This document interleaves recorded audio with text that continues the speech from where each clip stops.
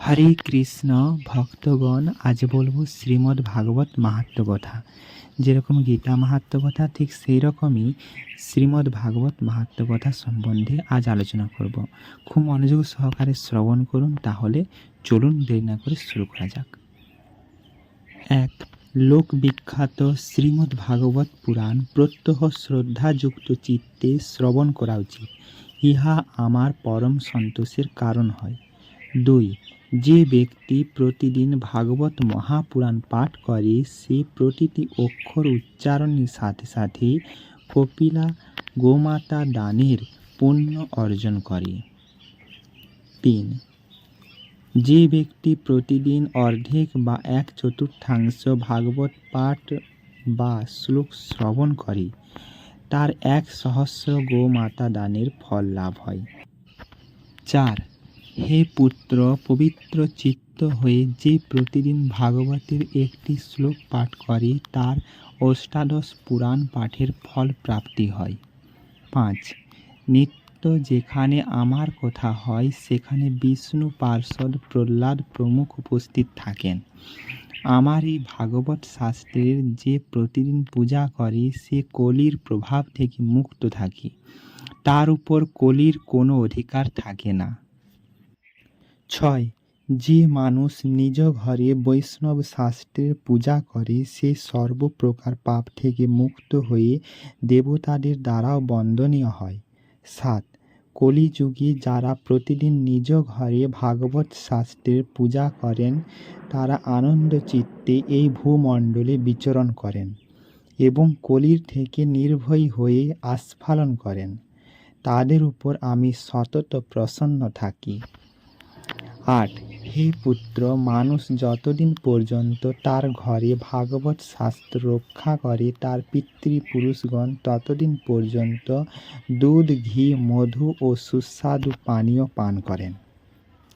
9, বিষ্ণু ভক্ত মানুষকে যে ভক্তিযুক্ত চিত্তে ভাগবত শাস্ত্র দান করে সে সহস্র কোটি কল্প পর্যন্ত আমার বৈকুণ্ঠ ধামে নিবাস করে। 10, নিজ গৃহে ভাগবত পূজনকারী ব্যক্তি 1 কল্প পর্যন্ত সমস্ত দেবতাদের পরিতৃপ্ত করে।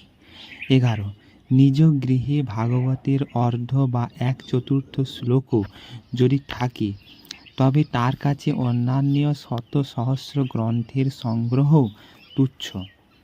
12, কলিযুগে যার গৃহে ভাগবত শাস্ত্র থাকে না তার যমপাশ থেকে কখনো মুক্তি নেই।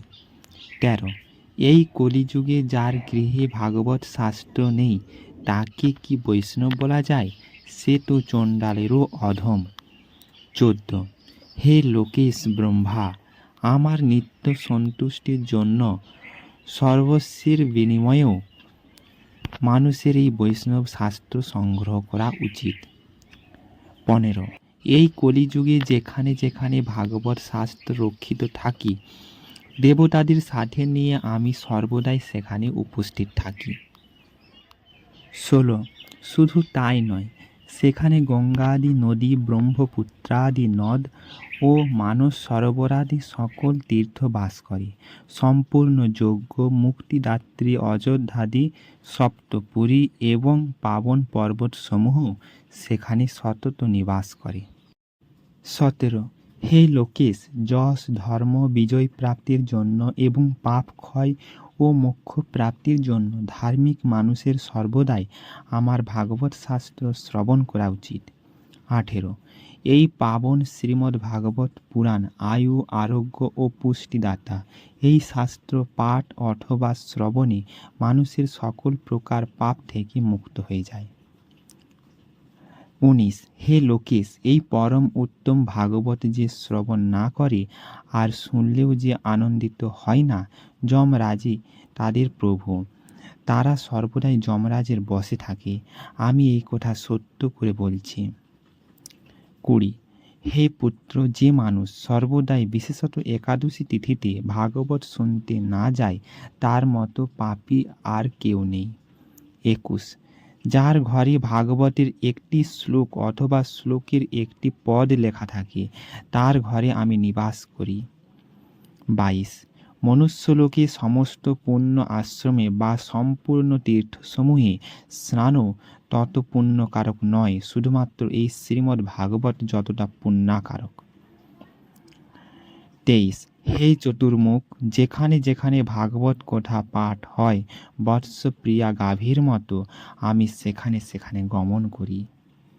24 যে আমার এই ভাগবত কথা পাঠ করে, যে সদাই ভাগবত কথা শ্রবণ করে, আর আমার এই কথা শুনে যে হার্দিক প্রীতি লাভ করে, তাকে আমি কখনো ত্যাগ করি না।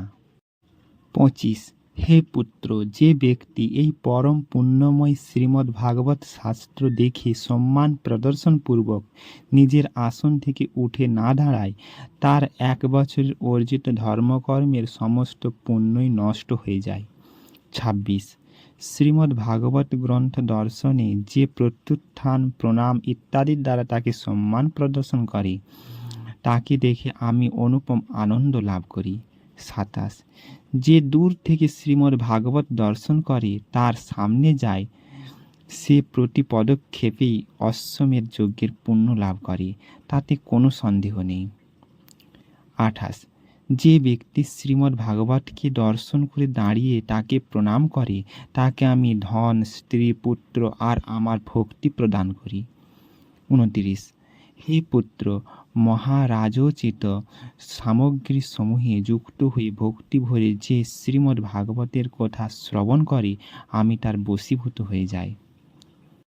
30 ও 31 হে সুব্রত, যে ব্যক্তি পার্বণ সম্বন্ধীয় সমস্ত উৎসবাদিতে আমার প্রসন্নতার জন্য বস্ত্র, অলঙ্কার, পুষ্প, ধূপ ইত্যাদি অর্পণ করে পরম উত্তম শ্রীমদ্ ভাগবত পুরাণ ভক্তিভরে শ্রবণ করে, পতিব্রতা রমণী যেমন সচ্চরিত্র স্বামীকে বশীভূত করে, ওই ব্যক্তি আমাকে সেই রকমই নিজের বশীভূত করে রাখে। ভিডিওটিকে শেষ পর্যন্ত দেখার জন্য অনেক অনেক ধন্যবাদ। ভিডিওটিকে বেশি বেশি করে লাইক করুন, শেয়ার করুন। আপনারা ভালো থাকুন, সুস্থ থাকুন। হরে কৃষ্ণ, রাধা রাধা।